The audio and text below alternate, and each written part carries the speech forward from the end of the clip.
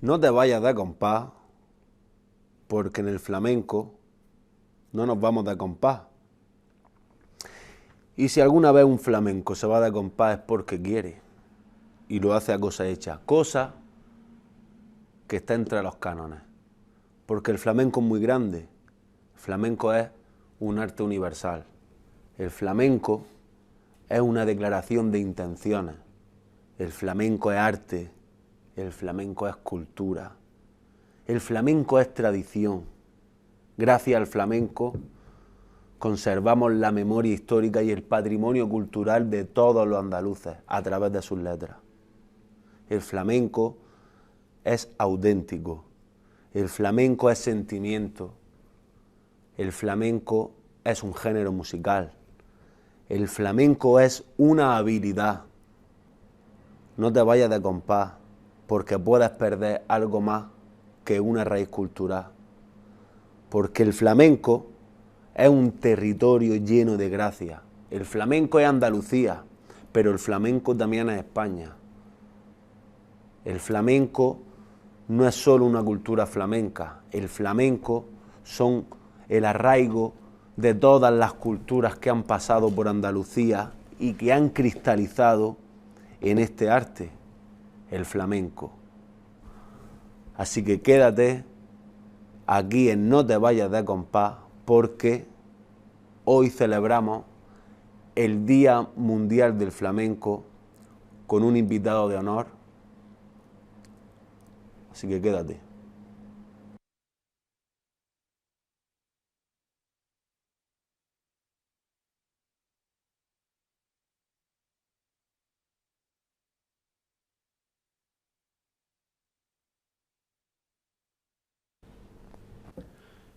Y aquí tenemos al invitado de esta tarde, que lo podía presentar como un escritor, un cronista, un investigador, pero él quiere que se le diga que es sobre todo aficionado.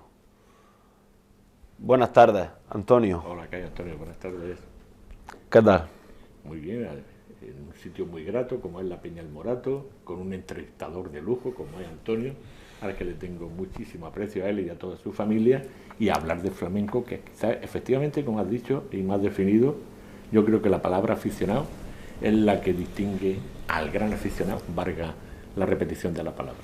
Sí, porque afición antes que profesión, incluso en todos los ámbitos. Hombre, lo lógico, en todos los ámbitos ocurre lo mismo. Lo que sí que ocurre, que conforme pasa el tiempo y te interesa un tema, profundiza en él. Y en la profundización es a base del estudio, no hay otra, y del escuchar. Pero el flamenco, al margen de estudiar, al margen de ver las raíces, de adaptar la historia, la bibliografía existente, etcétera, te tiene que emocionar.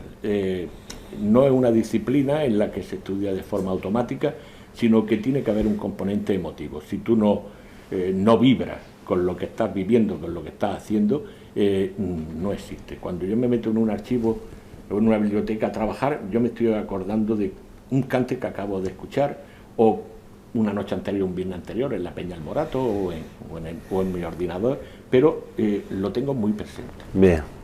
Entonces, Antonio, estamos hoy haciendo un programa especial porque esta semana se celebra el Día Mundial del Flamenco, este 16 de noviembre, declarado Patrimonio Inmaterial de la Humanidad por la UNESCO. ¿Tú ahí tienes algo que ver en dicho proceso de reconocimiento de nuestra cultura, de nuestro arte, para que eso se llevara a cabo? ¿Puedes contar un poco cómo fue? Sí, efectivamente lo has dicho bien, el día 16 de noviembre del 2010 se reunieron en la ciudad de Nairobi, la capital de Kenia, los miembros, 24 miembros de la UNESCO, que es la organización de la ONU para el deporte, la cultura, y decidieron dar, como todos los años, esos premios, esos ganadores, incluirlos, más que dar un premio, incluirlos en la relación de patrimonio inmaterial de la humanidad. Esto se hace a instancias normalmente de una comunidad autónoma, pero eso pasa al gobierno, que es el que decide, el que tiene que llevarlo hasta la UNESCO, porque hay muchísimas peticiones. Y entre ellos, afortunadamente, en esa reunión del 16 de noviembre, el flamenco fue considerado patrimonio material cultural de la humanidad. Bien es cierto que previamente, en el 2005, se hizo un primer intento, y por razones que no vienen al caso, bueno, fue desechado. Pero luego ya sí que se admitió como una de las pruebas musicales, étnicas, sociales, antropológicas, históricas, de mayor importancia a nivel universal. Entonces se creó un coordinador, que fue José Luis Ortiz Nuevo, poeta y escritor, y designó a una serie de personas, en las que me honraron distinguiéndome para que hiciese el informe correspondiente a la provincia de Almería. O sea, yo hago nada más que la provincia de Almería, como es lógico. Luego otros compañeros, investigadores, historiadores, etcétera, pues lo van haciendo desde las respectivas provincias de la comunidad autónoma andaluza. Bueno, y después de que se nombrara flamenco como patrimonio inmaterial de la humanidad, ¿qué repercusión ha tenido realmente ese hecho que no la estuviera teniendo hasta entonces? A ver, lo primero, que hay un reconocimiento mundial, y el flamenco trasciende de la frontera de Andalucía, que es donde se crea, donde desde aquí se expande primero a las regiones limítrofes, por un lado la comunidad murciana, por otra Extremadura, y luego ya al resto de España, Madrid, Barcelona, etcétera, y de ahí da el salto al mundo. Ya el tener ese reconocimiento es un marchamo de garantía. Un señor de Finlandia sabe que el flamenco tiene unos valores porque ha sido declarado patrimonio de la humanidad. Y luego cada comunidad, en este caso la andaluza, lo que tiene que legislar es para que esa distinción que se haga no caiga en saco roto, que no sea una declaración bardía, un timbre de orgullo que te ponen, ni mucho menos. Ahí, a partir de ahí, se tiene que legislar. De hecho, la Junta legisló a partir de este momento, y luego queda el tercer escalón, para mí el fundamental, que es la difusión. No la difusión entre los aficionados de las peñas, que también, la afición o la difusión entre las personas amantes de la música, de la cultura, de la historia, de tus raíces, ni muchísimo menos.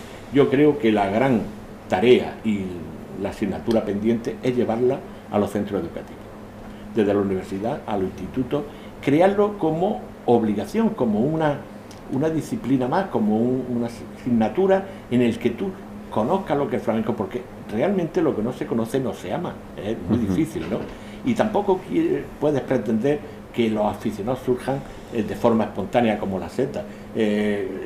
Hay muchos mayores que ya vamos dejando sitios, nos vamos quitando el medio, pero necesitamos un relevo generacional, y ese relevo generacional viene a través de la aula. Por eso hemos insistido mucho. Yo recuerdo, así un poco a brote pronto, que hicimos 2 cuadernos pedagógicos de 2 figuras importantes, ilustres, imprescindibles en la historia de Almería. Uno, el primero, fue Antonio de Torres Jurado, el genial constructor de la Cañada de San Urbano. Hicimos un cuaderno pedagógico, involucramos al profesorado para que a su vez llegue al aula, a los niños. Luego hicimos otro de un guitarrista, de José Richoli, de José Fernández Campos, Pepe Richoli, y hicimos lo mismo. Porque esa quizás sea mi gran obsesión. Yo saqué en el año de la pandemia, en plena pandemia, una trilogía, la historia del flamenco desde el principio del siglo XIX hasta el final del mismo, y yo lo que sí insistí mucho al IEA, que fue el que me lo publicó, es que lo hiciese llegar a los institutos, a la universidad, por supuesto, y llevar a los institutos. Entonces lo que tratamos es de captar a ese profesorado que tiene interés, y que a su vez lo transmita con emoción, y sobre todo con entusiasmo, porque a los chiquillos hay que llegarle a través de la emoción.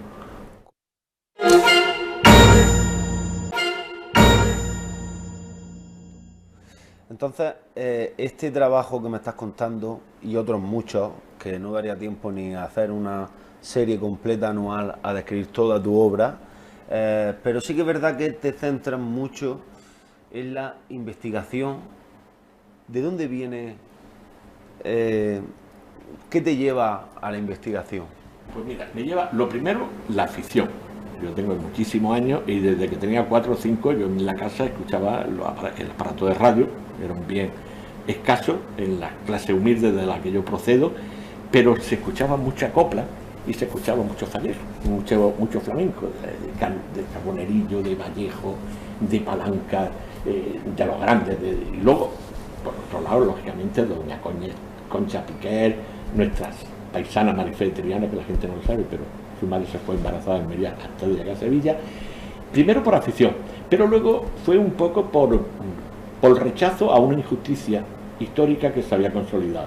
Es que cuando tú hablas del flamenco, parece ser que no existe nada más que el triángulo mágico de Cádiz, Jerez, Sevilla, que efectivamente tú no puedes negarle las virtudes que atesora, la importancia vital que ha tenido en el desarrollo del flamenco. Pero fuera de ese triángulo existe vida, existe flamenco. Ustedes no le pueden negar que Granada da una forma distinta de flamenco, quizás. Ustedes no pueden negar la importancia de Málaga, de Córdoba, de Huelva, de Almería. Y yo leía libros, los pocos que se había publicado, sobre todo de Café Cantante, y yo consideré que Almería estaba maltratada. Cuando lees bibliografía, resulta que en Almería había 3 cafés cantantes. Se equivocan en el lugar, se equivocan en el nombre y se equivocan en la fecha. Y aquello me dolió como almeriense y como aficionado al flamenco. Y emprendí esa tarea. Y en el año 96, creo, es cuando publiqué el primer libro, que era Almería por Tarantas, Café Cantante y Artistas de la Tierra. Hice una pequeña semblanza de los cantadores, de los guitarristas, de bailadores, muy pocos, porque no existía eso, salvo la figura de Carmencita Dulce, que es un capítulo aparte. Entonces a mí aquello me molestó mucho por agravio comparativo. Digo, es que Almería lo tiene. Y tenía que tener muchos cafés cantantes, que es donde en realidad los cafés cantantes sirvieron de crisol para la formación de los cantos. Ahí venían, el uno comunicaba sus conocimientos al otro, el otro al uno, y sobre todo en Almería, que es puerto de mar, tenemos una vertiente que se ha trabajado muy poco. Yo voy a seguir un poco ahondando la importancia que tiene la pesquería, los marineros, los pescadores, y que amarran en Barbate, que amarran en Azara de los Atunes, que amarran en Ayamonte, va y viene, y ahí se produce un feedback. El almeriense, el marinero, que sabe un fandango de Almería, llega a Huelva, lo canta y los onubenses lo cogen, y viceversa. Entonces, además, Almería es el puerto de mar, con la exportación de la uva, del mineral, etcétera, tuvo una actividad comercial impresionante. Había dotaciones de esos buques que los que salían cuando tocaban tierra estaban locos por divertirse. Antonio de Torres y luego el gran concertista Julián Arca. No digan ahora la nueva generación con Tomatito, Niño José, Francisco, bueno, otros compañeros que están tocando de maravilla. El caso de la nueva generación de guitarristas. Entonces Almería ha sido importantísimo tanto en el toque como en el cante, pero no se le ha dado valor. Los almerienses hemos sido demasiado apáticos, demasiado búlicos, hemos preferido ensalzar la figura del que viene de fuera y no potenciar a la otra. Y esto me lleva, Antonio, a preguntarte, tú sabes que yo tengo un espectáculo que se llama No es Levante, que es Taranto. ¿Qué te parece el nombre y por qué se generaliza a los cantes de Levante como de Levante y no se le dicen cantes de Almería, teniendo laguna quizás aquí? Bueno, esto es una batalla que emprendí hace mucho tiempo cuando asistía a congresos de flamenco. Siempre llevaba esa ponencia, siempre he estado dando mucho la tabarra, porque efectivamente no tiene por qué llamarse ni cantes de Levante ni cantes de las Minas. Vamos a ver. Cantes de Levante supondría, el Levante llega hasta Castellón, y yo ahí no he visto que haya flamenco, salvo alguna figura determinada. Por otro lado, si tú hablas cantes de Levante, dices, bueno, pero el Levante de Andalucía está omitiendo, está marginando a la zona minera de Linares, que tiene un emporio flamenco, sobre todo en el mundo de la taranta. Entonces, cantes de Levante, no. Cantes de las Minas tampoco, porque el cante propio de Almería, como es la taranta primero y luego el taranto, no es patrimonio del minero, era patrimonio de la gente humilde, de la gente sencilla, del que va a segar a la Mancha, del que va a construir el ferrocarril, el que se va de minero indudablemente, del pescador, del marinero, era de todo, era de la clase más humilde. Y entonces decir cantes de las minas, pues mire, es de una forma cercenar la gran difusión que tenía. Y el nombre del taranto también fue motivo de muchas discusiones y tardamos mucho en sacarlo a flote, porque taranto, y uno decía que era el que iba a domar potro a Venezuela, el otro que venía de la tarantela italiana, pero ninguna de esas definiciones etimológicas nos convencía. Y fue Carmen de Burgos, nuestra ilustre paisana Carmen de Burgos Seguí Colombine, la que nos dio la pauta, la que de verdad dijo que era el taranto. Ella lo hizo en una de sus obras, Cuentos de Colombines, uno de los cuentos era En la cima, y habla sobre las penurias de los mineros que van a trabajar a las minas. Entonces van a un territorio que les es hostil, que les es extraño, y todos los que van de Almería, lo mismo que si hubieran ido de Ciudad Real, tienden a juntarse. Y en un momento determinado, pues uno de ellos pregunta, en vez de pasar lista, ¿estarán todos? Estarán todos. Y por el irse de la palabra estarán todos, se queda con Taranto. Entonces Taranto es el almeriense que va a trabajar a las minas de Linares, a todo el coto del linarense, y al mismo tiempo, bueno, también nos llamaban mangurrinos, pero esto es otro discurso.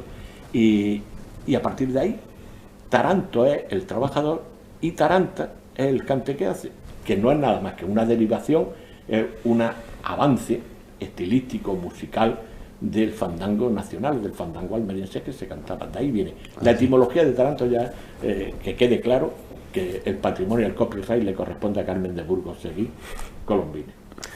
Bueno, y no tenemos mucho más tiempo, Antonio, porque la tele ya sabes que es muy cara y hay más noticias que se deben cubrir. Pero sí que es verdad, para finalizar tu entrevista, una pequeña frase acerca de cómo se podría mejorar el flamenco, y bueno, ya que estamos hablando de Almería, en Almería. Pues de dos maneras. Uno es la institucional, programar más, mejor y pagar mejor cachés de los que pagan.